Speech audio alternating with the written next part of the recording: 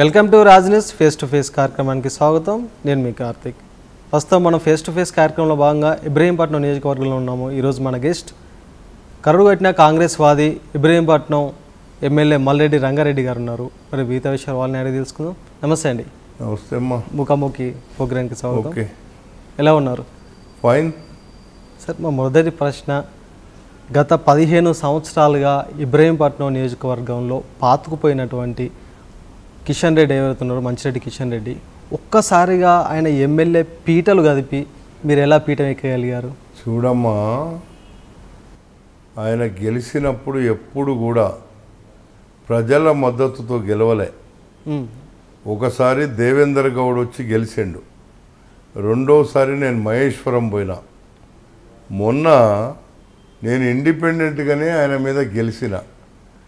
ఇండిపెండెంట్గా గెలిచినాక మల్రెడ్డి రంగారెడ్డి వస్తే ఫార్మాసిటీ రానియడు, 20,000 కోట్ల రూపాయలు కేసీఆర్కు కేటీఆర్కు వచ్చే డబ్బును ఆపగలుగుతాడు, ఫార్మాసిటీ రానియడు అనే ఒక దురుద్దేశంతో మల్రెడ్డి రంగారెడ్డి ఇండిపెండెంట్గా గెలిస్తే ముష్టి 300 ఓట్లు వేయించుకొని గెలిచినట్టుగా చూపించినారు. నైతిక విజయం మీదే అంటారా? నైతిక విజయం. ఇండిపెండెంట్గా మల్రెడ్డి రంగారెడ్డి గెలిచిండు. ఆ రోజు మా కాంగ్రెస్ పార్టీ కూడా మాకు వచ్చినటువంటి ఇన్ఛార్జ్ ఉండే కుంతి అని సీట్లు అమ్ముకున్నాడు. ఎల్బీ నగర్ సీటును నా దగ్గర పంపించి నాకేమో టికెట్ ఇవ్వకుండా ఇబ్రాహీంపట్నాన్ని తెలుగుదేశానికి ఇచ్చారు. దుర్మార్గులు, మూర్ఖుడు. చెప్పిన నేను రాహుల్ గాంధీ గారికి కూడా, మా అధినాయకునికి చెప్పిన, మీరు పంపినటువంటి ఇన్ఛార్జ్ అక్కడ ఏమాత్రం అవగాహన లేకుండా, ఆ రోజున్న పిసిసి ప్రెసిడెంట్ ఉత్తమ్ కుమార్ రెడ్డి కూడా చెప్పకుండా సుధీర్ రెడ్డి దగ్గర డబ్బులు తీసుకొని ఆ రోజు నాకు టికెట్ రాకుండా చేసిండు. అందుకే నేను ఇండిపెండెంట్గా పోటీ చేసి ఆఖరుకు మా పిసిసి ప్రెసిడెంట్ ఉత్తమ్ కుమార్ రెడ్డి గారు మల్రెడ్డి రంగారెడ్డి మా క్యాండిడేట్ అని చివరిగా చెప్పాల్సినటువంటి అవసరం వచ్చింది ఆ రోజు. అంటే మల్రెడ్డి రంగారెడ్డికి ఒక్క నియోజకవర్గమే కాదు, మలక్పేట నియోజకవర్గం ఉంటే 10 లక్షల ఓట్లు ఉంటే అది ఈరోజు 4 నియోజకవర్గాలు అయింది. మలక్పేట, ఎల్బీ నగర్, ఇబ్రాహీంపట్నం, మహేశ్వరం, ఈ 4 కూడా మలక్పేటలో భాగం, రంగారెడ్డి హైదరాబాద్లో భాగం. పాత మలక్పేట నియోజకవర్గంలో 10 లక్షల ఓటర్లు ఉన్నటువంటి నియోజకవర్గంలో 10 సంవత్సరాలు నేను ఎమ్మెల్యేగా ఉంటే ఈయనను ఓడించుడు పెద్ద పని కాదు కదా. చిత్తుగా ఎప్పుడో ఓడించేవాడిని. రెండోసారి మహేశ్వరం వెళ్ళిపోయినా, మూడోసారి ఏమో గెలిచినాక మోసం చేసింది ఇండిపెండెంట్గా. అయినా ఒక్క మలక్పేటే, ఈ 4 నియోజకవర్గాలే కాదు, రంగారెడ్డి జిల్లా వ్యాప్తంగా మల్రెడ్డి రంగారెడ్డి ఉన్నాడు. జిల్లా ప్రజలకు అందుబాటులో ఉన్నాం. హైదరాబాద్, రంగారెడ్డి 2 జిల్లాలలో కూడా ముందు నుంచి మా నాయకత్వం ఉంది. మమ్మల్ని నమ్ముకున్న వాళ్ళు ఉన్నారు, మా కోసం పనిచేసే కార్యకర్తలు ఉన్నారు. అందుకే ఈరోజు హైదరాబాద్, రంగారెడ్డిలో ఒక్క సీటు గెలవలే. ఒక్క మల్రెడ్డి రంగారెడ్డి ఎందుకు గెలిచిండు? మల్రెడ్డి రంగారెడ్డికి ఉన్నటువంటి బలము ఏందో మీకు అర్థమైంది. రంగారెడ్డి జిల్లాలో ఎంతో అంత పట్టున్న మల్రెడ్డి రంగారెడ్డికి ప్రభుత్వం ఏర్పడిన తర్వాత మంత్రివర్గంలో స్థానం ఎందుకు లభించలేదంటే ఏం చెప్తారు? ఫస్ట్ ఎంతో అంతో పట్టు లేదు, పూర్తి పట్టుంది జిల్లాలో. రంగారెడ్డి జిల్లాలో ఒక్కొక్కరు మా అభ్యర్థులను నిలబెడితే 3వ ప్లేస్కి వెళ్ళిండ్రు. 60-70 వేలతో ఓడిపోయిండ్రు. రంగారెడ్డి జిల్లాలో గెలిచింది నేను ఒక్కడినే. నేను కూడా అనుకున్నా మొట్టమొదట క్యాబినెట్లోనే మల్రెడ్డి రంగారెడ్డికి తప్పకుండా అవకాశం ఇస్తుంది పార్టీ అని. కానీ నేను ఢిల్లీలోనో లేకపోతే లీడర్ల దగ్గరనో పోయి నేను అడుక్కునేటువంటి అవకాశం రాలే నాకు. ఎప్పుడైనా ఫైట్ చేసే అవకాశం ఉంది తప్ప అడుక్కునే అలవాటు లేదు. ఆ ముక్కుసూటితనమే ఈరోజు మిమ్మల్ని మంత్రివర్గంలో లేకుండా చేసిందేమో. ప్రజలు మన ఎంబడి ఉంటే చాలు. ముక్కుసూటితనమే మంచిది. ప్రజలు మనతో ఉండాలి, ప్రజల కోసం మేము ఉండాలి. అందుకే నేను 41,000తో గెలిచిన.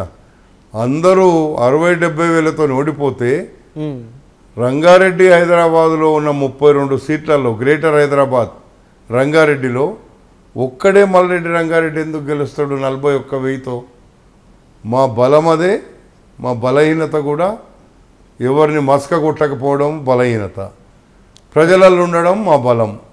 అందుకే ఈరోజు గెలిచినాం కదా, అది పార్టీ అధిష్టాన వర్గం చూసుకుంటుంది. ఇప్పుడు తెలంగాణ రాష్ట్రంలో ఉన్న జనాభాలో రంగారెడ్డి హైదరాబాద్ జిల్లాలు 42%, 58% స్టేట్ అంతా ఉంటే 2 జిల్లాలలో 2 రంగారెడ్డి రంగారెడ్డి హైదరాబాద్ జిల్లాలలో 42% జనాభా ఉన్నటువంటి ప్రాంతంలో గతంలో 6 మంత్రులు ఉన్నారు.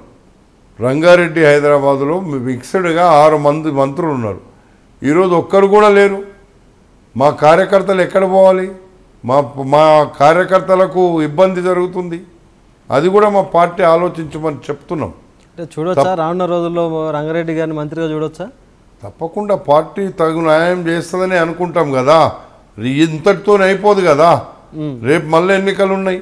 మేము పార్లమెంట్లో రంగారెడ్డి హైదరాబాద్లో ఒక్క సీటు కూడా దరిదాపుల్లో కూడా లేము. చాలా దూరంలో ఓడిపోయినాం.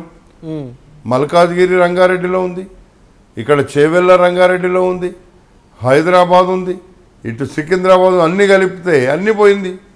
అంటే మాకు రంగారెడ్డి హైదరాబాదులో వెనకబడి ఉన్నాం. దాన్ని రేపు మేము రంగారెడ్డి హైదరాబాదులో ఈ రాష్ట్రానికి వెన్నుముక, ఇక్కడ ఉండేటువంటి హెడ్ క్వార్టర్లోనే మంత్రి లేకపోతే తప్పకుండా మా పార్టీకి కూడా ఒక మచ్చ వస్తుంది. కాబట్టి మా అధినాయకత్వం తప్పకుండా గుర్తిస్తుంది. తప్పకుండా ఇప్పుడైనా మొదటి దాంట్లో వస్తుంది అనుకున్నాం, రాలేదు. ఇప్పుడైనా తప్పకుండా వస్తుందనేటువంటిదే మా కార్యకర్తలు కానీ మా జిల్లాలో ఉన్న నాయకులు కానీ. హైకమాండ్ అంతా లేట్ చేస్తుంది. ఇప్పుడు నిన్న మొన్న ఏర్పడిన టీడీపీ ప్రభుత్వం వస్తుంటుంది పక్క రాష్ట్రంలో, మంత్రివర్గం ఎమ్మట అయిపోయింది. మరి తెలంగాణ రాష్ట్రంలో కాంగ్రెస్ హైకమాండ్ ఎందుకు ఇంత లేట్ చేయవలసి వస్తుంది? పక్క రాష్ట్రానికి ఈ రాష్ట్రానికి తేడా ఉంది. పక్క రాష్ట్రంలో చంద్రబాబు నాయుడు ఎవరంటే వాళ్ళు అప్పటికప్పుడు అవుతారు.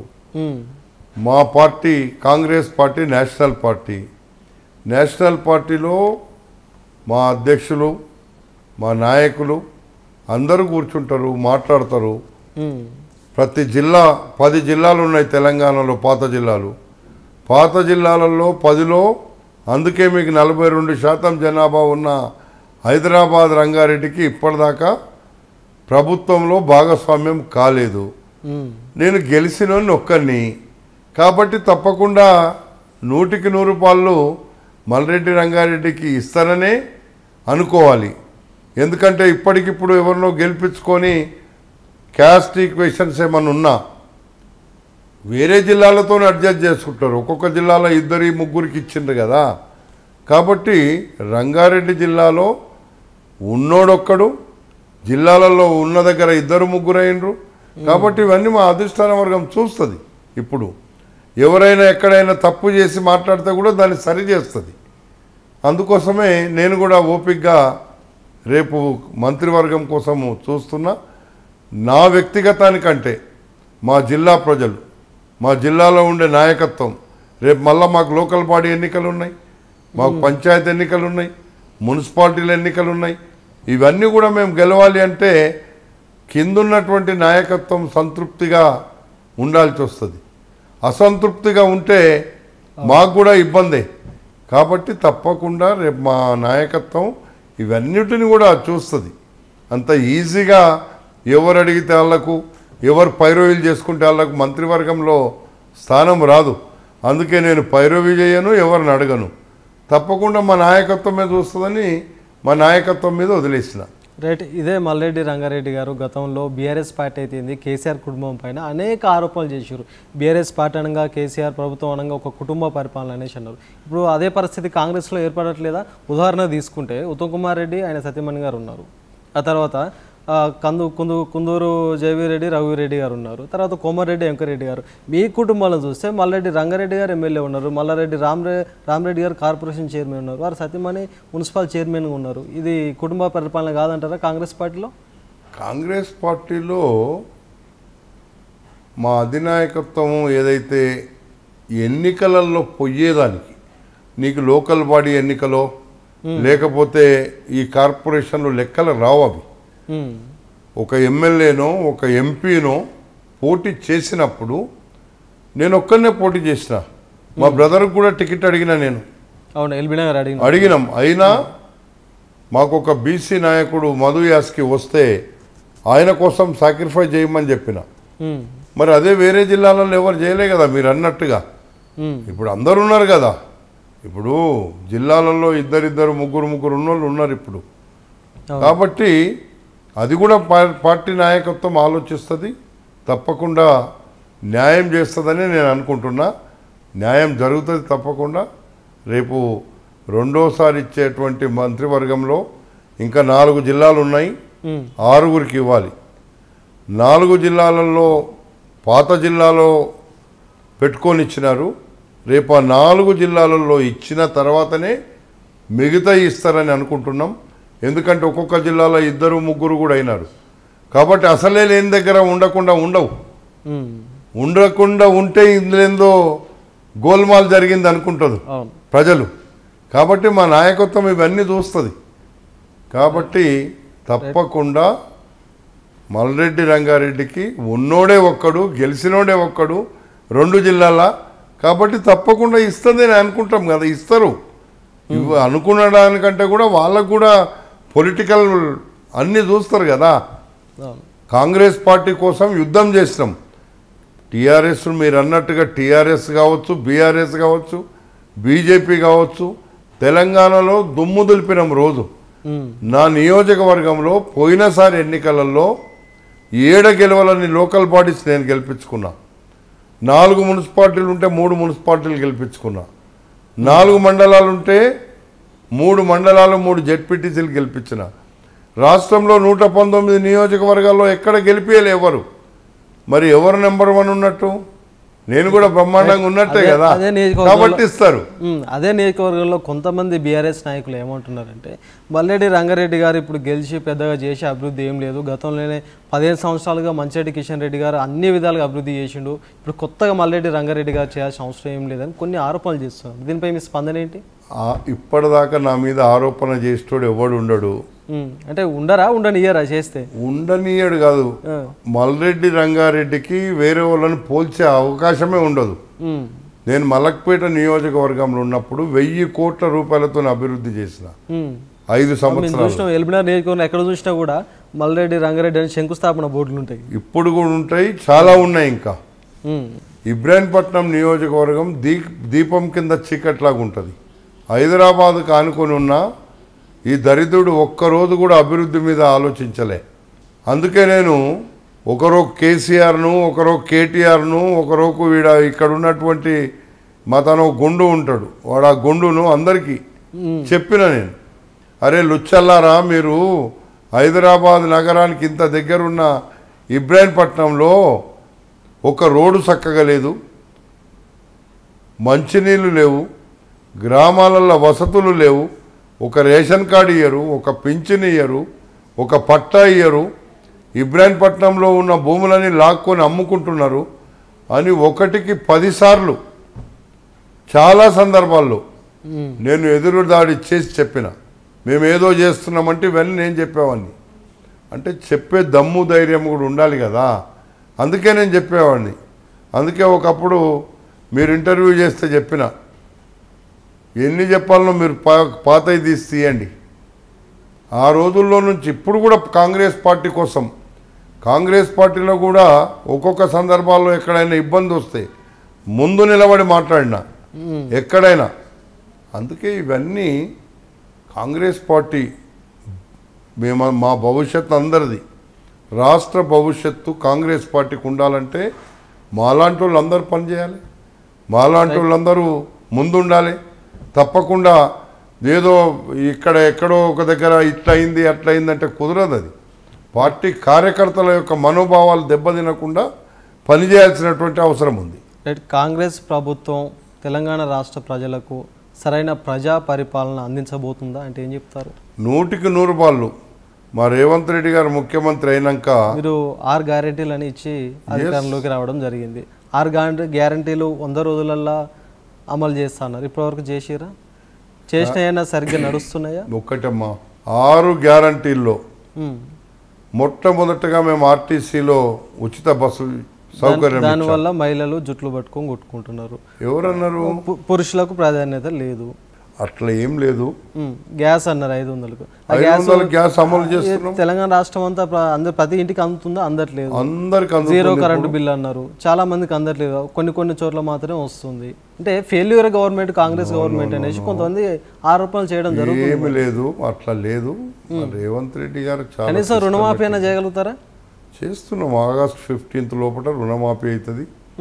అందరికి ఇండ్లు ఇచ్చే కార్యక్రమం. బడ్జెట్ లేదంటున్నారు కదా, రుణమాఫీ ఎలా చేయగలుగుతున్నారు? చేస్తాం. మా ప్లాన్స్ మాకున్నాయి. అవన్నీ మీకు ఇప్పుడే చెప్పాం. మేము రేపు చేసేటప్పుడు మీరే చూడండి, చూస్తే తెలుస్తుంది మీకే. మేము ఇచ్చిన 6 పథకాలను అమలు చేయకుండా ఓట్లే అడగం మేము. అది మా దగ్గర ఉన్నటువంటి నమ్మకం, విశ్వాసం ప్రజలకు ఉంది. కాబట్టి రేపు మేము 6 పథకాలు ఇచ్చినాము. ఇప్పటికే గ్యాస్ సిలిండర్లు ఇస్తున్నాం, ఉచిత కరెంట్ ఇస్తున్నాం 200 యూనిట్లకు. అదేవిధంగా ఉచితంగా ప్రజెంట్ మీరుంటున్న ఏరియాలో ఉచిత కరెంటు కానీ 0 బిల్ కరెంటు 500 గ్యాస్ వస్తుందా? నిజంగా చెప్పండి. 100కి 100 రూపాయలు వస్తుంది మీరుంటున్న ఏరియాలో. మాకు లేట్ ఎందుకు అయిందంటే ఇక్కడ కూడా ఒకటి ఉంది.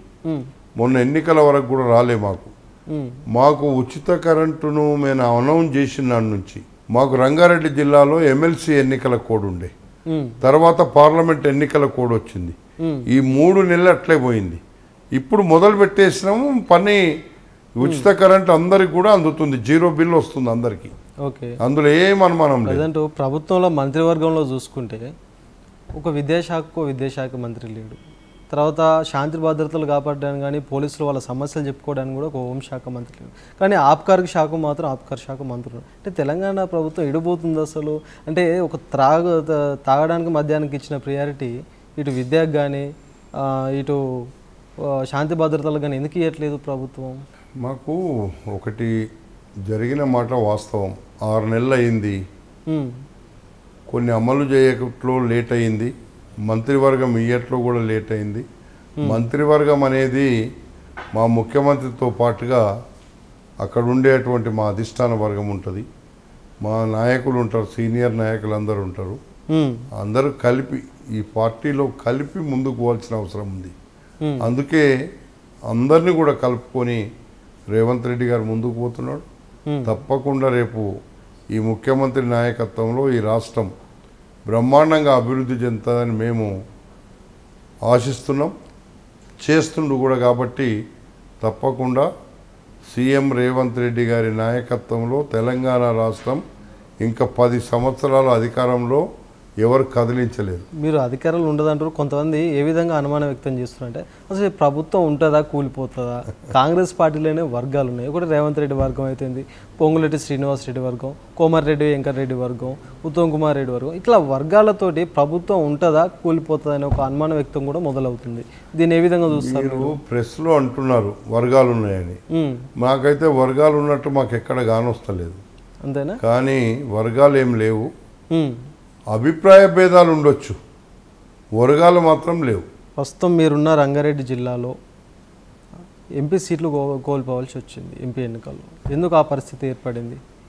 మా దగ్గర ఇప్పుడు కూడా కింది నుంచి నాయకత్వం గట్టిగా లేదు. దానికి కారణం ఏంటంటే ఇక్కడ లీడర్షిప్ని ఎవరు కూడా ఎంకరేజ్ చేయలేదు.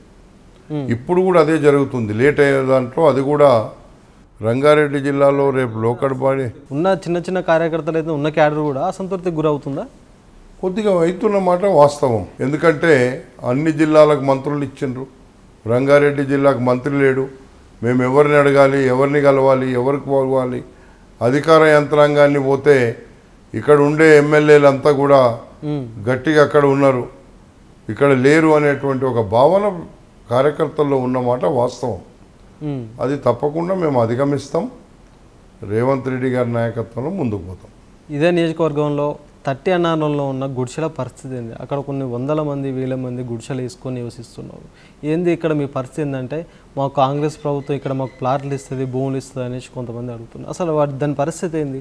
ఇస్తాం తప్పకుండా. 30 అన్నారంలో ఆర్కే నగర్ అనేది పేద వర్గాలతోని పేదలతో ఉన్నటువంటి కాలనీ. తప్పకుండా ఆర్కే నగర్లో ఇండ్లు కట్టించే కార్యక్రమం, పట్టాలు ఇచ్చే కార్యక్రమం, మంచినీళ్ళు ఇచ్చే కార్యక్రమం మేము చేయవలసింది. 10 సంవత్సరాల నుంచి మేము ఇక్కడ అధికారంలో అక్కడ గుడిసెలు వేసుకున్న వాళ్ళకి ఆ గుడిసెలు పట్టాలు ఇస్తారా? తప్పకుండా ఇస్తాం. ఎవరైతే పొజిషన్లో ఉండి పేదోళ్ళు ఉన్నారో వాళ్ళందరికీ పట్టాలు ఇచ్చే బాధ్యత నేనే తీసుకుంటా స్వయంగా. మీరు ప్రతిపక్షంలో ఉన్నప్పుడు ఇబ్రహీంపట్నం నియోజకవర్గంలో మీపై మంచిరెడ్డి కిషన్ రెడ్డి ఎన్నో యాక్షన్లు తీసుకోవడం జరిగింది. ఆయన కూడా మీపై ఎన్నో ఆరోపణలు చేయడం. ఇప్పుడు యాక్షన్కి రియాక్షన్ ఉంటుందా మంచిరెడ్డి కిషన్ రెడ్డికి? వాడు పనికిమాలిన గురించి నేను మాట్లాడడం అనవసరం, చెప్పడం అనవసరం. వాడికి సచ్చిన పాములాగా అయిపోయాడు. 41,000తోని చిత్తుగా ఓడిచ్చినారు. ఇక అట్లాంటప్పుడు ఇక వాళ్ళ గురించి మాట్లాడడము అది ఇక అవసరం కూడా లేదు. ఎక్కడన్నా అభివృద్ధి మీద మాట్లాడతానో, మల్రెడ్డి రంగారెడ్డి మీద మాట్లాడుతానో అప్పుడు జవాబు. సవాల్ కూడా చేసిండు కదా ఆయన ప్రశాంత్ రెడ్డి, మంచిరెడ్డి కిషన్ రెడ్డి కొరకు అలియాస్ బంటు. ఇక వాడు పనికి మాలినోడు, వాని గురించి ఎందుకు మాట్లాడేది? వాళ్ళ గురించి ఆ పేరు తీసుకునే దండగా, అది తీసుకునే టైం వేస్ట్ అయిపోతుంది. నియోజకవర్గంలో మీ గెలుపుకు సహకరించిన కొంతమంది సీనియర్ నాయకులు అయితే ఎవరున్నారో వాళ్ళకి మీరు న్యాయం చేయబోతున్నారు కాంగ్రెస్ పార్టీలో? అందరికి కూడా రేపు లోకల్ బాడీస్ వస్తున్నాయి. లోకల్ బాడీస్లో సముచిత స్థానం అందరికి కల్పిస్తాం. అక్కడ స్థానం దొరకని వాళ్ళు ఎంతమంది ఉన్నారో వాళ్ళందరికీ కూడా మా ముఖ్యమంత్రి గారికి చెప్పి నామినేటెడ్ పోస్టులు ఇప్పించేటువంటి ప్రయత్నం చేస్తా. ఎందుకంటే 119 నియోజకవర్గాల్లో కష్టపడి కదలకుండా పనిచేసినటువంటి నాయకులు నా దగ్గర ఉన్నారు. వాళ్ళందరినీ తృప్తిగా అందరికీ లోకల్ బాడీలో అవకాశం వస్తుంది. రాని వాళ్ళందరికీ నామినేటెడ్ పోస్టులు ఇస్తాం. తప్పకుండా నేను ముఖ్యమంత్రి గారికి చెప్పినా ఇప్పిస్తా. ఇబ్రహీంపట్నం నియోజకవర్గ ప్రజలకు కొంచెం స్పష్టత కావాలి. ఏ విషయంలో అంటే కేటీఆర్కి ఇబ్రహీంపట్నం నియోజకవర్గంలో ఏమైనా భూములు ఉన్నాయా? ఒకవేళ ఆయనకు భూములు ఉంటే 2019లో మీరు బీఎస్పీ పార్టీ నుంచి గెలిచినా, ఇండిపెండెంట్గా గెలిచినా కూడా మంచిరెడ్డి కిషన్ రెడ్డిని గెలిచినట్టు ఆయన చిత్రీకరించిండు, ప్రకటించారని చిన్న టాక్. అది వాస్తవేనా? చెప్పాను కదా, నేను ఇండిపెండెంట్గా గెలిచినాక కూడా మంచిరెడ్డి కేటీఆర్ అనేటోడు, కేసీఆర్ అనేటోడు ఇద్దరు దొంగలు 12,000 ఎకరాలు ప్రభుత్వ భూములను కొల్లగొట్టి దాదాపు 20,000 ఎకరాల భూముల మీద యాచారంలో ఫార్మాసిటీ పేరు మీద ఎకరాకు ₹1,00,00,000, రైతుల తాన 8 లక్షలు తీసుకున్నారు, 12 లక్షలు తీసుకున్నారు. ఫార్మా వాళ్ళకు 30 లక్షల కాడికి మాట్లాడుకున్నారు. వాళ్ళు అఫీషియల్గా 30 లక్షలు మాట్లాడుకొని అన్అఫీషియల్గా 1,10,10,00,000 ఎకరం తీసుకున్నారు. మరి 20,000 కోట్లకు మింగేసిండ్రు కదా. మింగడానికి ప్లాన్ చేసుకున్నారు. అందులోకి ఎన్ని వచ్చినాయి, ఏమొచ్చినాయి అనేది ఇప్పుడు మేము లెక్కలు తీస్తే తెలుస్తుంది. కాబట్టి ఇవన్నీ మాకెరికే. కబ్జా పెట్టిన భూములను కూడా ఈరోజు మేము బయటికి తీస్తున్నాము. మీ పైన కూడా ఆరోపణలు ఉన్నాయి. మరి మల్రెడ్డి ప్రభుత్వ భూములు ఎక్కడెక్కడ కబ్జాలు పెట్టిండ్రు అవన్నీ తీస్తున్నాం. మల్రెడ్డి రంగారెడ్డి మీద కూడా నా ఆరోపణ చేస్తే 10 ఏళ్ల సంది గడ్డి వీకి రైళ్ళేమన్నా ఇప్పుడేం చేస్తారు? అధికారంలో ఉన్నారు కదా. అప్పుడు మీరు ఎమ్మెల్యే ఉన్నప్పుడు అక్రమంగా సంపాదించుకున్నారు. అరే అవన్నీ చెప్తున్నా. గడ్డి వీకినరా 10 ఏళ్ల సంది మీరు ఉన్నారు కదా. ఏం చేసిండ్రు? ఎక్కడన్నా ₹1 ఎక్కడన్నా ఉంటే తీయాలి కదా. ఇప్పుడు మేము తీస్తున్నాం కదా. మీరు కబ్జాలు పెట్టిన భూములన్నీ గుంజుకుంటున్నాం. మేము అట్లా భయపడుతున్నాం. అయితే టీఆర్ఎస్ తోకబట్టుకొని పోదాం. మాకు నీతి ఉంది, నిజాయితీ ఉంది, రాజకీయాలలో శక్తి ఉంది, ప్రజలు మా వెంటున్నారు. కాబట్టి మాకు ఎక్కడ కూడా వణికేది లేదు, తొనికేది లేదు. ప్రజల మద్దతే మా ఫైనల్ రిజల్ట్. ఇవన్నీ ఎవరేం మాట్లాడినా ఏం పరగపడదు. ఇబ్రహీంపట్నం నియోజకవర్గంలో క్రషర్స్ అవసరం లేదు అనేసి మాకు ప్రజలు ఎంతోమంది ధర్నాలు చేయడం జరిగింది, రాస్తారోకలు చేయడం జరిగింది. వాటికి మీరు మద్దతు కూడా తెలిపారు. ఇప్పుడు వాటిపైన ఏమైనా చర్యలు తీసుకోబోతున్నారా? తప్పకుండా తీసుకున్నాం. అప్పుడే క్రషర్స్ అనేటువంటిది మా రైతులు ఏం చెప్పిండ్రో అదే పని చేస్తున్నాం. క్రషర్లు ఉండొద్దు, దుమ్ము రావద్దు, మా రైతులు నష్టపోవద్దు. ఈ లంచాలు దీని క్రషర్లు నడిపిన వాళ్ళందరినీ కూడా మీరు పక్కకు పెట్టండి అంటే ఈరోజు ఆడ బ్లాస్టింగ్ జరుగుతలేదు, దుమ్ము లేస్తలేదు, ఓవర్లోడ్లు కొడతలేరు. ఇవన్నీ కూడా మా వాళ్ళు కూడా నష్టపోతున్నారు. అందులో కొంతమంది మా పార్టీ వాళ్ళు కూడా ఉండొచ్చు, వ్యాపారం చేసుకుంటప్పుడు వాళ్ళు నష్టపోతున్నారు. అయినా పర్వాలేదు, ప్రజల పక్షాన మేము ఏ మాట అయితే చెప్పినామో ఆ మాట నిలబడి, మా ముఖ్యమంత్రి గారు ఎప్పుడు చెప్తుండే వైను మైను ఇవన్నిటిని బ్లాక్ లిస్ట్లో పెట్టాలని. ఇప్పుడు పెట్టిండు, మేము అదే చేస్తున్నాం. కాబట్టి క్రషర్స్ ప్రమాదంలో చనిపోయిన బాధితులకు ఇప్పుడున్న కాంగ్రెస్ ప్రభుత్వం నుంచి ఏమైనా సహాయ సహకారాలు అందించబోతున్నారంటే ఏం చెప్తారు? మా బాధితులందరినీ కూడా ఆదుకునే కార్యక్రమం చేస్తున్నాం. నాకు దాని మీద చాలా గట్టి అవగాహన ఉంది. క్రషర్లు కావచ్చు, ఇల్లీగల్ యాక్టివిటీస్ కావచ్చు, భూదందాలు కావచ్చు, లిక్కర్ దందాలు కావచ్చు, ఇవన్నీ ఎవడెవడు ఏం చేసిండో అన్నీ మేము తీస్తాం, తీయకుండా ఊరుకోం. ప్రతిదీ కూడా ఎవరిని ఇబ్బంది కూడా పెట్టం. చేసిన తప్పులను పూర్తిగా వాళ్ళు పైసలు ఏదైతే ప్రభుత్వ సొమ్మును కొల్లగొట్టినరో అవిటిని తీసుకొని మళ్ళీ ప్రజలకు పనిచేస్తాం. రానున్న మంత్రివర్గంలో మీకు అవకాశం దక్కాలని కోరుకుంటూ రైట్, ఇది ఈనాటి ఫేస్ టు ఫేస్ కార్యక్రమం చూస్తున్నాండి. రాజ్ న్యూస్ మరో గెస్ట్తో మళ్ళీ కలుద్దాం.